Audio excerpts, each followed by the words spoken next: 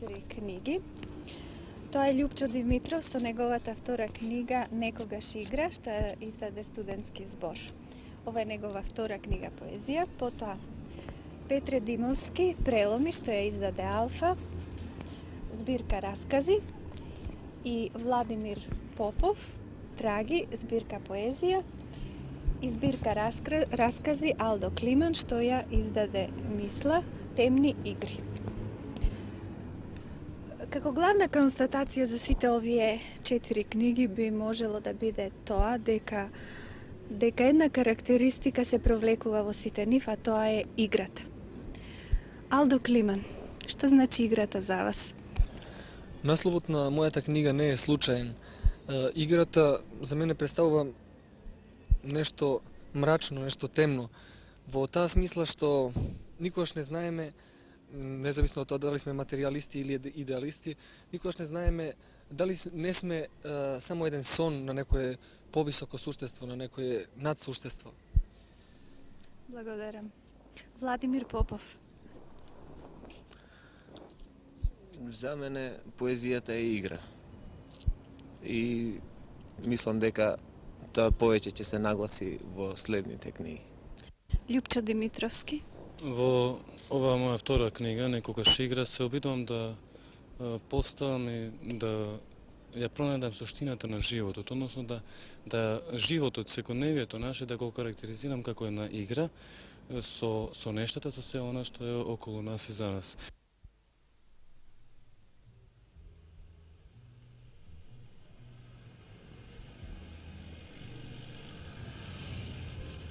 Никој нема да застане ако ја откриеш коската на твојот последен прст. Ке ти се налутат само затоа што им го разбуди утрото. Ке ти се налутат така и ке мораш да ставиш студен нож на мевот. Болки нема, се дури е вака пријатно на крајот од ноќта, гледана со љубопитство. Никој нема да стави очила ако ја откриеш реката на твојот последен зап. Ке ти се налутат само затоа што им ја изгази тревата. Ке ти се налута така и пак ќе мораш да ставиш суво крпче на градите. Ога нема, се дури е вака пријатно на крајот од градот гледан со љубопитство.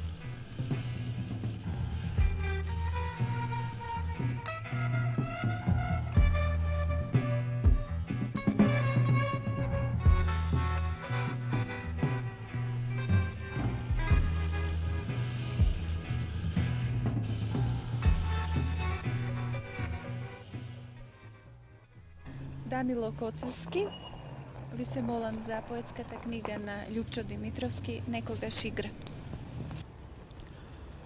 Димитровски во својата поезија исцело е свртен кон, да речем, кон психологијата на човекот од урбаната средина, кон современиот човек, со сите негови трауми, со сите оние негови барања на собствената смисла.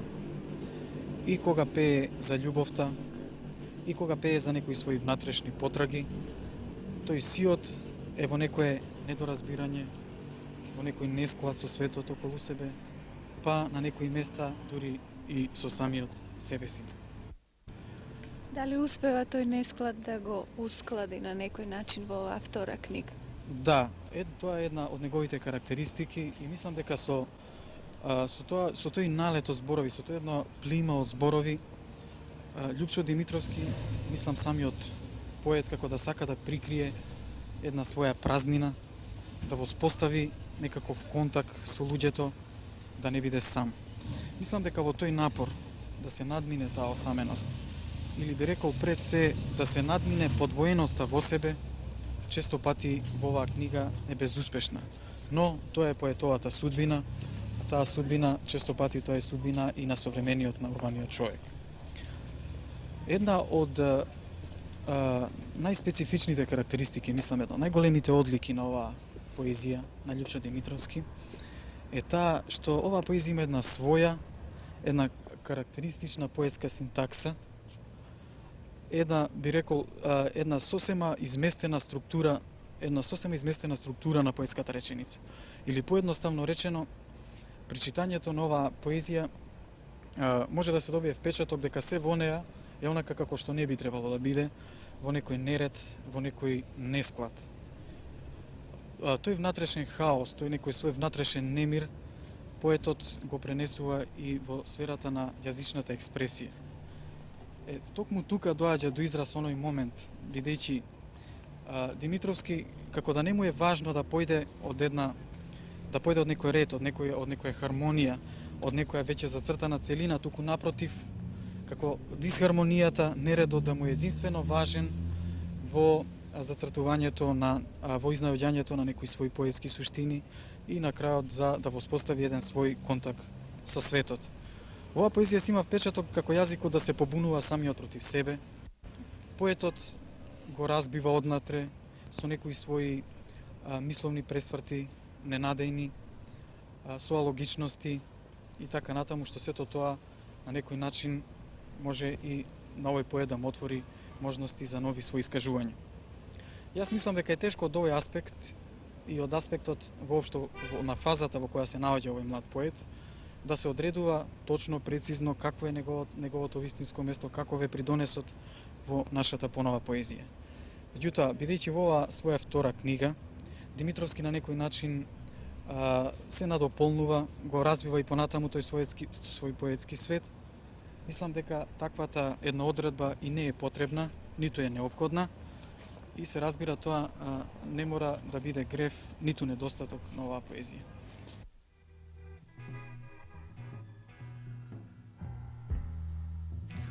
Улица и дрво. Уште еднаш улица и дрво. Пак улица и дрво. Куќа и зелена ограда. Уште еднаш куќа и зелена ограда. Пак куќа и зелена ограда. Црна мачка. Уште еднаш црна мачка. Пак црна мачка. Темно. Пак темно. Уште еднаш небо. Да застанеме. Каде? Каде? Каде сега? Дома. Зошто дома? Зошто дома?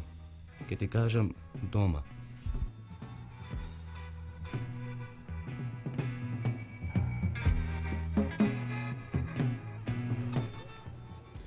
Пред не така долго време имавме можност да се сретнеме со првата збирка поезија на Љупчо Димитровски "Куќа што молчи". Еве сега и втората негова поетска книга "Некогаш игра", што ја издаде студентски збор. Некогаш игра. Видите, за да се објасни значењето на оваа втора книга "Некогаш игра", треба прво да се навратам на првата "Куќа што молчи".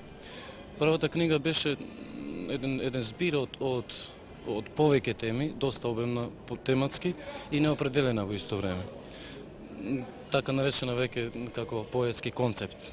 А ова дали содржи нешто од првата книга? Што е тоа што содржи од првата и што е тоа што е ново? Да, во секој случај оваа книга представува продолжение на првата.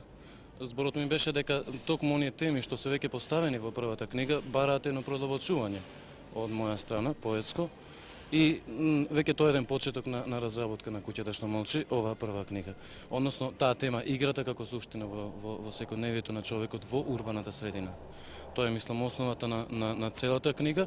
Сега во однос на песните во неја, мислам, самата нејзина структура, она што е најкарактеристично, тука, за разлика од првата книга, постои една систематизација која што не е така видна за сметка на индивидуалитетот на песните.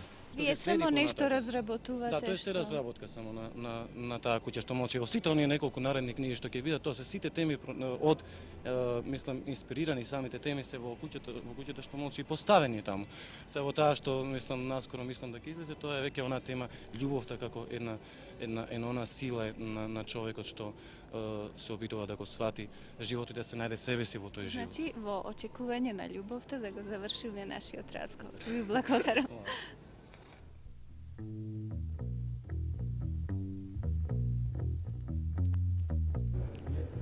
Тој во оваа земја дојде после првиот додир на лицето со бричот.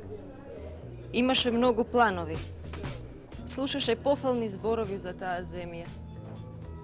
Слушаше за остварувањето на многу соништа и од тоа го правеше планот. Многу мечти, многу идеи состоеше тој план.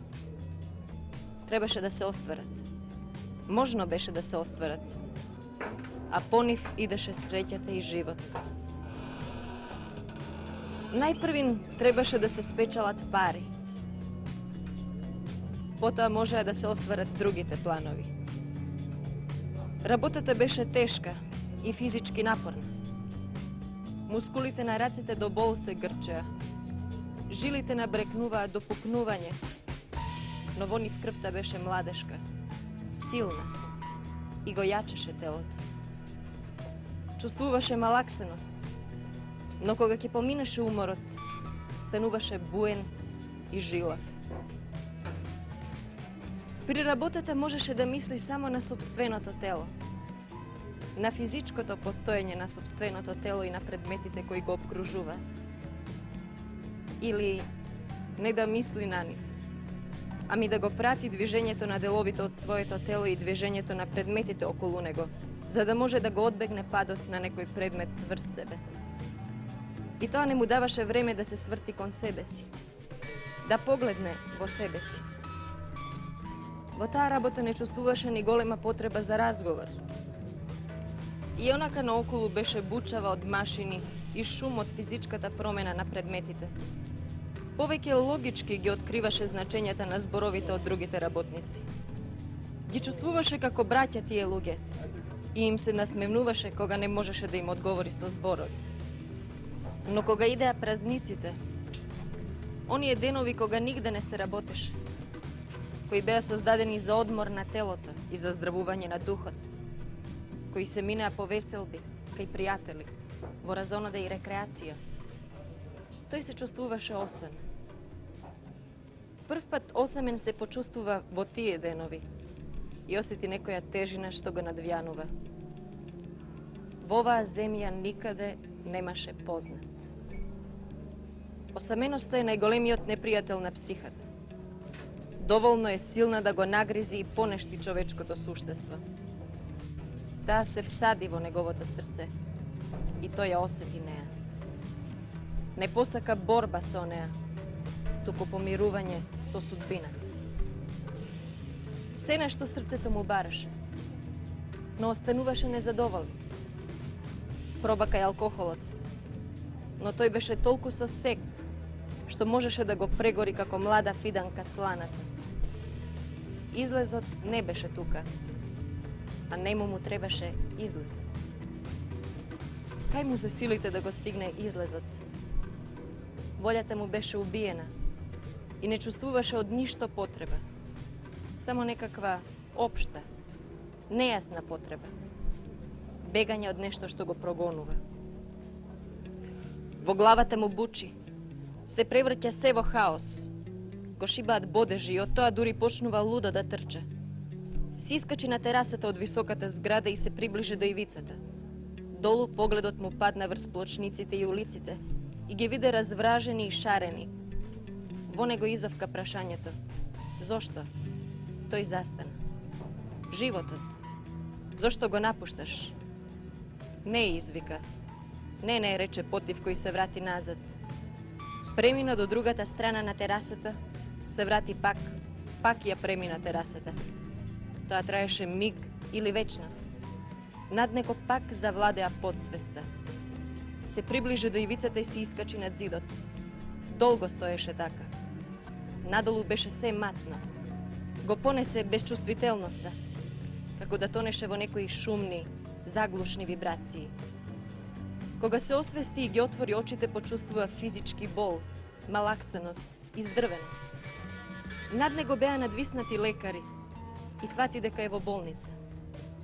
Разбра покасно дека спасувачката екипа го дочекала со отворени плат на неговиот пат и дека добил само незначителни повреди. Со неговото решетување по терасата и зидовите, минувачите ја откриле неговата кобна замисла. Сестро, да те сретнев порано, никогаш не ќе го посакав она, но медицинската сестра беше изглезена.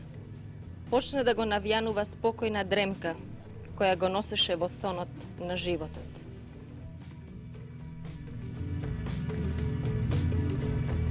Во отсуство на Петре Димовски, кој што е автор на збирката раскази Преломи, Ја замоливме артистката на Драмскиот театар од Скопје Лидија Велјанова да ни прочита неколку фрагменти од оваа книга, а Велес Милевски да ја каже својата рецензија. Повелете. Печалбарството на вековна трагедија, подмолна трагедија, што денеска се модифицира во нови травматични облици пред се на психолошки план, добива творечки третман во прозата на еден речиси досека кај нас непознат автор, младиот Петре Димовски. Авторот со силата на автентичноста сака да не убеди, да не дочара тортурата над нашиот човек во еден туѓ перфиден свет во средина на морално извртени карактери, при што донесува нови и творечко верливи моменти за животот на нашите селеници на австралискиот континент. Еден расказ во книгата Преломи носи наслов Демонот на парите. Укажувајќи на неговото значење, ние всушност укажуваме на основните одредници меѓу кои се случуваат преломите, духовни и физички. Во тој, така да наречеме, каузалитет меѓу парите и вистинскиот живот, во тој круг личностите од оваа проза, всушност патниците на бесплатот, постојано се наоѓаат во една потрага на еден нов почеток кој што не е извесен како и крајот.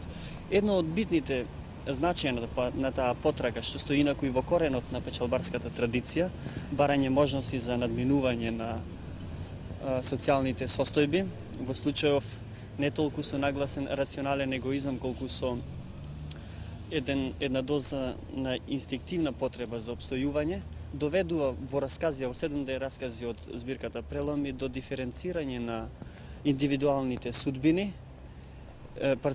предавани овде во раскази, како што реков, во парцијален вид, меѓутоа мощни конхерентни во својата целина. Во настојувањата што поверливо да го демистифицира илузионистичката проповед за среќата на современиот печалбар, Димовски во расказите внесува пренагласен емоционален тон, присутни се во нив болни екскламации, огорченост и бунт, најчесто предавани во категорични коментари кои што ми се чини и пречат на спонтаната нарација. Меѓутоа, и покрај тоа што за креативната зрелост на овој млад автор треба да се причека, ми се чини дека збирката Раскази Преломи уште сега не е без значење за тематското подрачје на кој припаѓа.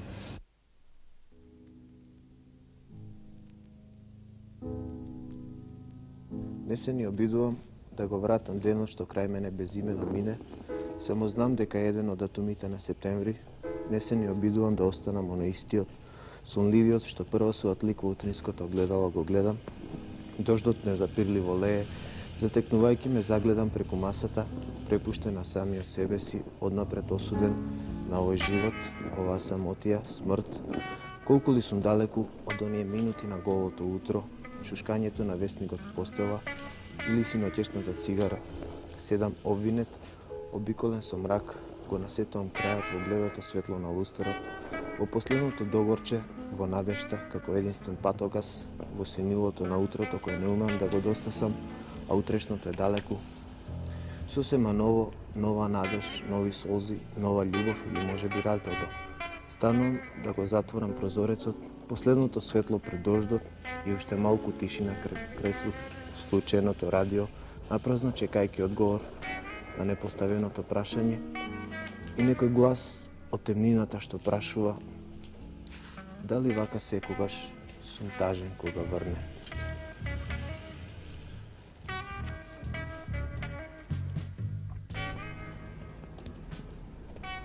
Владимир Попов и неговата прва книга поезија Траги, Велес Милевски, повелете. Владимир Попов е еден од оние неколкумина млади автори кои што со своите први книги укажаа на известни можности на отклонување од она што е познато и вреднувано во тековите на современата македонска поезија. Стихозбирката Траги донесува еден релативно заокружен поетски свет во кој се чувствува атмосферата и амбиентот на градот, на урбаната средина. Попов прави обиди да го сумира светот што е околу него, да го испита односот меѓу човекот и настаните, меѓу денешнината и утрешнината, меѓу просторот и времето, да извлече нешто како што вели во една од своите песни од залудните денови, да ги организира несредените слики на градскиот лавиринт. При тоа поетските расположиви се движат од мекиот штимунг до сарказмот, од полното разбирање со светот што е околу него, до црнохуморните илустрации, и отпори кон неговите промени. При тоа, сепак, на крај превладува сознанието дека залуди да се барат строго утврдени точки во тој кошмарен, несреден свет, дека во тој свет се е под знакот на известен релативитет, под знакот на дилемите и на неочекуваните промени. Всушност, поезијата на Владимир Попов вредносно не е целосно изедначена, има низа недоречености, известни поетски отпори, меѓутоа со темата и со изразно формалните одлики таа навестува известна специфичност. Стихозбирката Траги е на линијата на затврстување на таа специфичност, зашто ми се чини по-евидентно, по-сведочено треба да зборува она што нејзиниот автор во иднина треба да напише.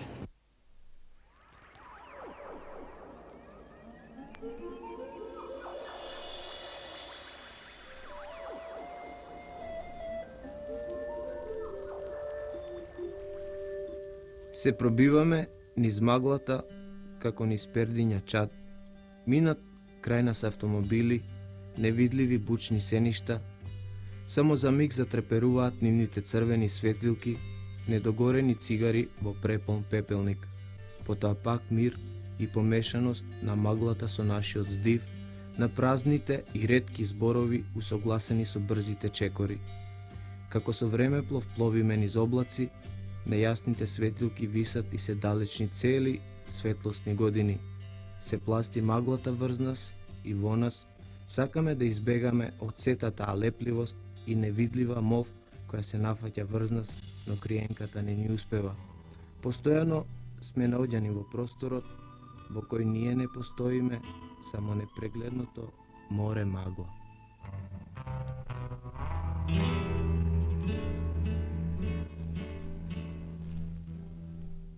Владимир Попов и неговата прва поетска книга Траги, што ја издаде Алфа.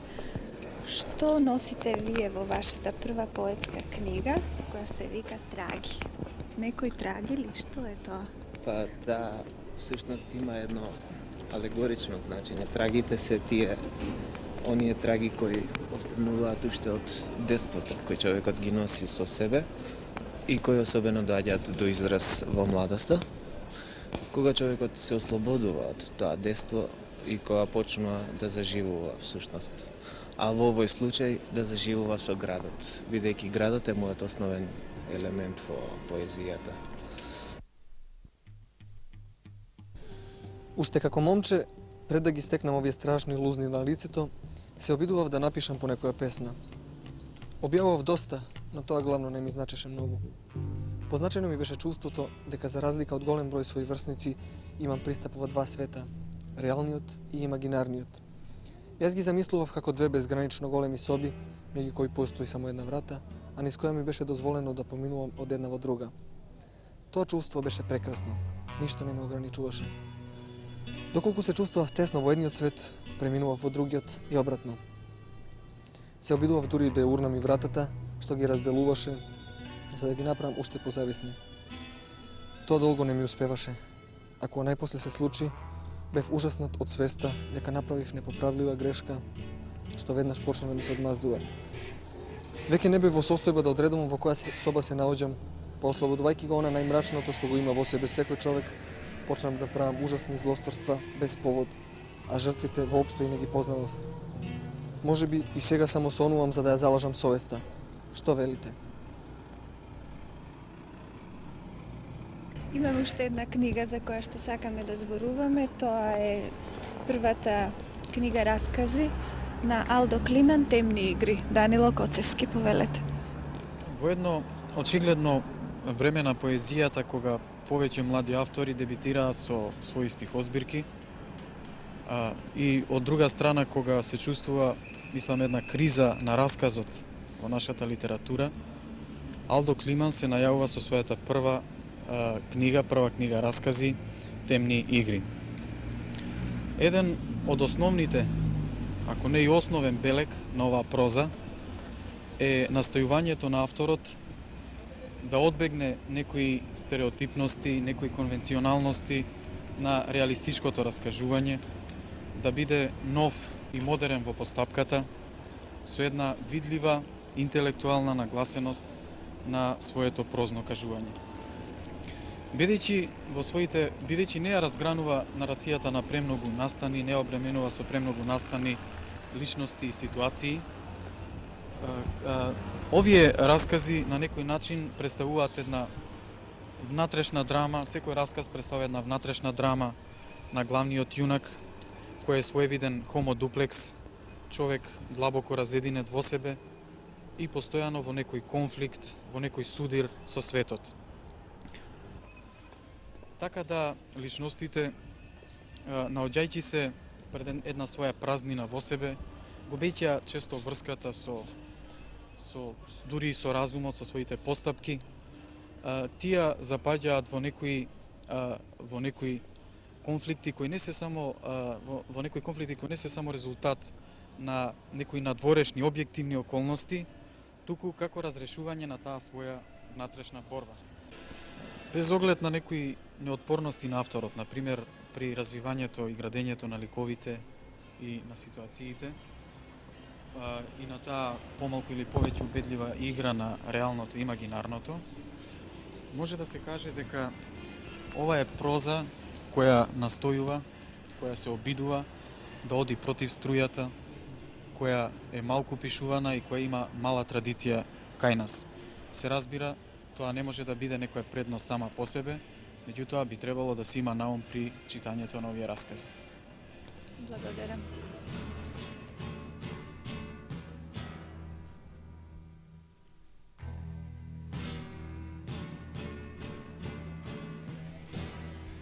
Моите родители заминаа на долго патување околу светот, а може би никош и не ќе се врате оттаму ако не се случи овие чудни настани.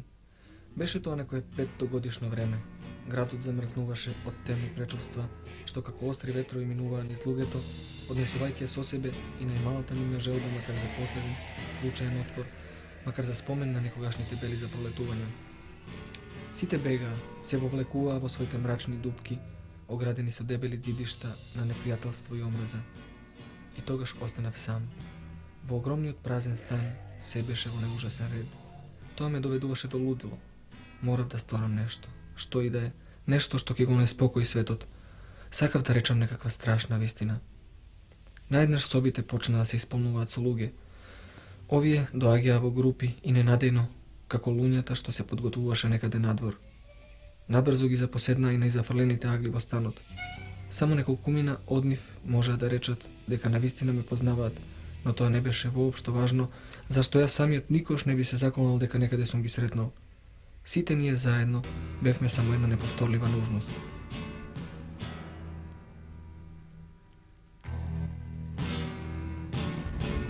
Алдо Климан, вашата прва книга Темни игри, што ја издаде издавачкото предпријатие Мисла, е многу интересна по своите карактеристики во неа и мислам дека ова место што го избравме до некаде ќе ја објасни атмосферата на вашите раскази. Овој и сличните амбиенти што ги нуди модерната цивилизација, што ги нуди градот, одговара сосема како фон за моите раскази, за овој разговор.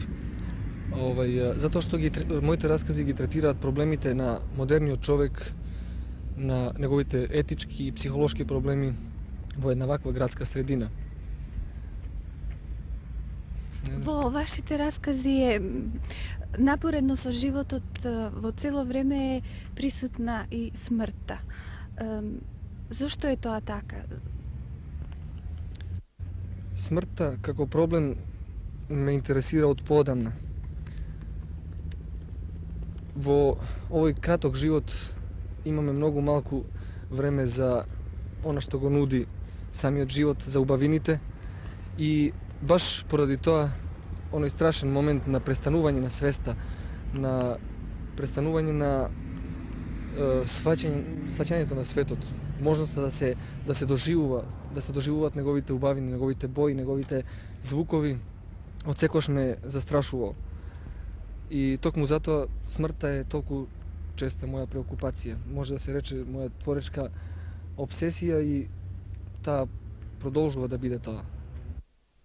Ке успеете ли да се ослободите од неа во вашите понатамошни истражувања? Јас се надевам дека никогаш нема да престане да биде смртта интересен проблем за мене како и за другите автори, затоа што на тој начин, истражувајќи ја, јас се обидувам да ја укинам во свеста на луѓето, да ги ослободам од стравот од неа. Значи ли тоа дека и вие треба да се ослободите од тој страв? Јас на некој начин веќе успеав да се ослободам затоа што успеав да се идентификувам со неа, да сум постојано покрај неа и таа покрај мене. На тој начин сме блиски, можам да го согледам лицето од блиско и така се познаваме, не сум. Значи ли тоа дека сега во овој момент и таа е тука? Таа е секогаш тука. Благодарам.